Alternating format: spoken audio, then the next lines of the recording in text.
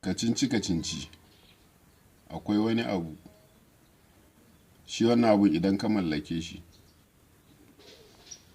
to barawo bai isa ya sace ma wannan abun ba dai ma iya sacewa ba ne. Kuma a tarihin barayin duniya ma ba a taɓa yin barawon da ya sace wannan abun ba, bai taɓa jin ma sha'awa ma ya sace shi ba ko na minti ɗaya. Wani irin abu ne wannan?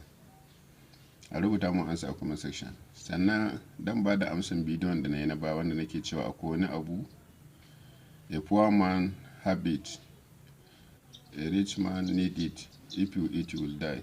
Amsan shine nothing.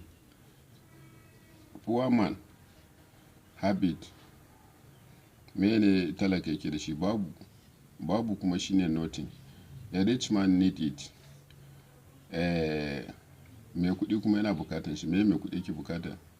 Nothing, wadda har yana bukatan shi a wurin talaka kuma talaka yake sayarwa mishi. Nothing, babu komai. Sannan aka ce if you eat you will die, mene idan ka ci zaka mutu? Shine nothing. In baka ci komai ba zaka mutu, amsan kenan.